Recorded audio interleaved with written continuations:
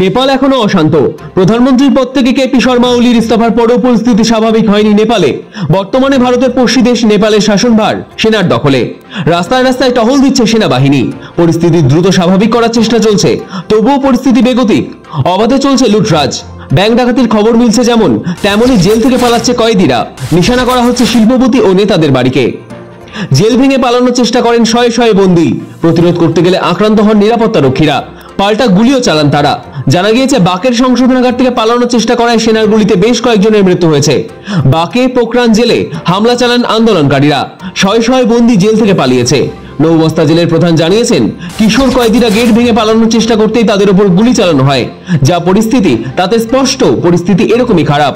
জেনজির বিক্ষোভে সরকারের পতন তো বটেই, হিংসার এখনো পুড়ছে এভারেস্টের দেশ। গুরুতর এই পরিস্থিতিতে নেপালের পরিস্থিতি সামলে ওঠার দিক থেকে মাঠে নেমেছে সেনা।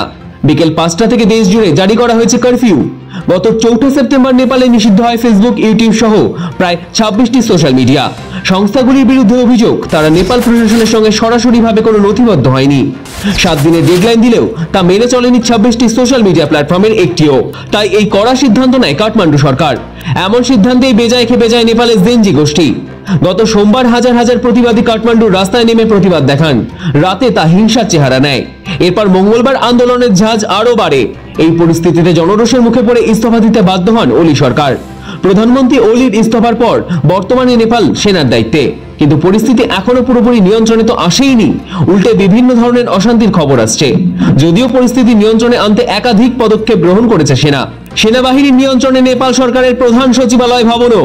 নেপাল সেনাবাহিনী জানায়, দেশের সার্বভৌমত্ব, বাসিন্দাদের স্বাধীনতা অক্ষুণ্ণ রাখতে বদ্ধপরিকর। তবে সেনার দাবি, কিছু স্বার্থান্বেষী গোষ্ঠী দেশের অস্থির পরিস্থিতির সুযোগকে কাজে লাগাচ্ছে।